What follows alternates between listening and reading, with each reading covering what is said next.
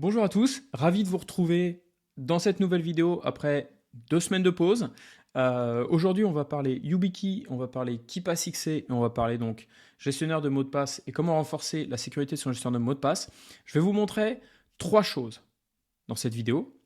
La première, ça va être comment mettre une YubiKey en plus de votre mot de passe pour déverrouiller votre KeePassXC sur une nouvelle base de données de mots de passe. Deuxième chose que je vais vous montrer, c'est de faire la même chose avec une base de données que vous avez déjà. Vous voulez juste renforcer la sécurité de votre base de données de mots de passe actuelle dans KeePassXC. Et la troisième chose qu'on va regarder, c'est comment faire en sorte d'avoir un espèce de Touch ID sur ma base de données KeePassXC tout en l'ayant de façon sécurisée et qu'on ne se retrouve pas locked out, c'est-à-dire si je paume ma YubiKey, je suis complètement coincé.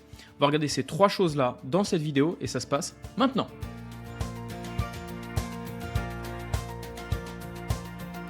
La première chose à faire, ça va être déjà d'avoir installé le YubiKey Manager. Si vous ne l'avez pas fait, j'ai la vidéo d'il y a 2 ou 3 semaines qui parlait justement de ça. Et donc, c'est dans la continuité de ces vidéos. Si vous ne l'avez pas fait, je vous conseille d'aller la voir.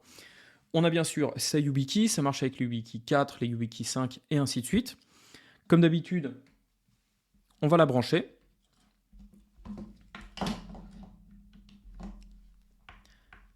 Voilà, c'est fait. J'ai une YubiKey 4 avec un firmware 4.5. Donc là, ce qu'il faut que je fasse, c'est que j'utilise l'OTP. Donc l'OTP, ça va être juste de configurer l'un des 2 slots. Vous pouvez prendre celui que vous voulez. Prenez plutôt le slot court. Ce sera plus simple. Ce que vous allez mettre en place, c'est un challenge response.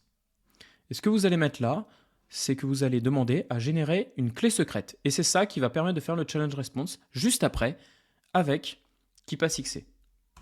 Voilà mon challenge response.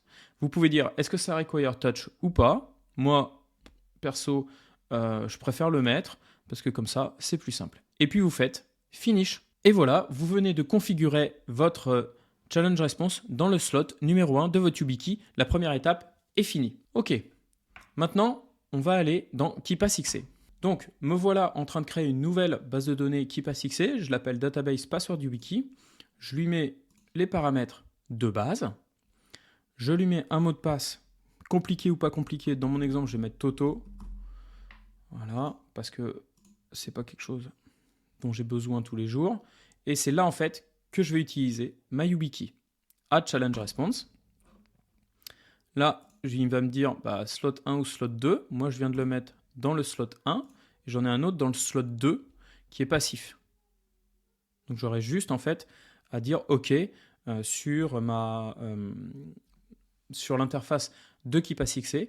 Ou alors là, j'aurais en plus besoin de faire un press. Donc, je suis bien. Je fais OK, c'est bon. Je vais la sauvegarder sur mon bureau. Hop, hop, je vais l'appeler comme ça. Override. C'est parti. Donc là, je viens de locker la YubiKey. Je vais mettre mon mot de passe, Toto. Vous vous souvenez, on avait choisi le slot 2 qui était passif pour se simplifier la vie. J'appuie juste sur Unlock. Et voilà, je suis à l'intérieur. Si j'enlève la YubiKey et que je lock, et que là où par exemple je choisis le mauvais, je mets quand même le bon mot de passe. Hop, Toto. Vous voyez, ça ne marche pas. Il va vous dire, désolé, ça ne marche pas. Voilà, c'est invalid credentials. Parce que c'était pas la bonne YubiKey. Et puis alors, si j'ai pas de YubiKey, de toute façon, ça marchera pas, quoi. Voilà, là, il va me dire, désolé, ça marche pas non plus. Donc voilà, donc je suis sécurisé avec finalement un MFA pour me connecter à mon KeePassXC. Vous avez vu, c'était super simple. Mais comment faire pour rajouter ça si j'ai déjà une base de données? Vous allez voir, c'est assez facile. Je vais ouvrir une base de données. Donc ça, c'est ma base de données personnelle. J'ai fait une copie sur le desktop, comme vous pouvez le voir là. Je mets le mot de passe, je l'unlock, je suis dedans. Ok, j'ai tout ça. Comment je fais pour ajouter une YubiKey là-dedans? C'est excessivement simple. Vous allez dans Database Security, vous faites Additional Protection et vous ajoutez le Challenge Response avec le slot 2 qui est passif. Vous faites OK. Voilà. Maintenant, si je me lock, donc elle est lockée. Donc là, si je mets juste le mot de passe que j'ai mis tout à l'heure pour me loguer, il va me dire désolé, ça marche pas.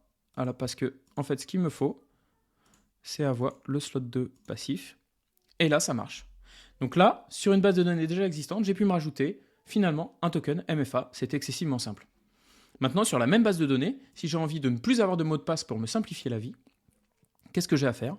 J'ai juste à faire un remove password. J'ai gardé ça. Je l'ajoute. Je dis OK, je sais ce que je fais. Et maintenant, quand je la lock, si je veux l'ouvrir, là j'ai ma YubiKey qui est bien sectionnée sur le slot passif. Je l'unlock, c'est bon. Si je débranche ma YubiKey, donc là, je vais la débrancher. Quand je fais le refresh, il n'y a plus rien. Donc bien sûr, pas la force des choses. Là, il va me dire, désolé, ça ne marche pas. Et voilà, donc vous pouvez avoir une nouvelle base de données avec un token MFA, une base de données existante avec un token MFA en plus, ou alors vous enlevez les mots de passe et vous n'avez plus que votre YubiKey. Par contre, le problème, c'est que si vous faites ça, et dans tous les cas, l'idéal, c'est de vous créer un spare. Comment faire pour se créer un spare? En fait, c'est assez simple. Tout à l'heure, quand on a mis la YubiKey, je vais la rebrancher. Tout à l'heure, vous vous souvenez, quand on a mis la YubiKey, j'ai fait OTP et j'ai configuré ça. J'ai mis Challenge Response et là, j'ai généré une secret key.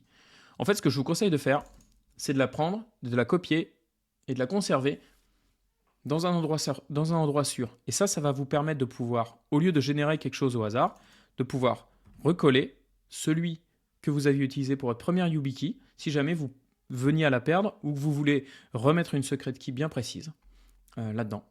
Et à partir de là, vous pouvez vous créer autant de spare YubiKey que vous voulez en faisant cette configuration d'un challenge response dans un des deux slots de votre YubiKey. C'est pas plus compliqué que ça.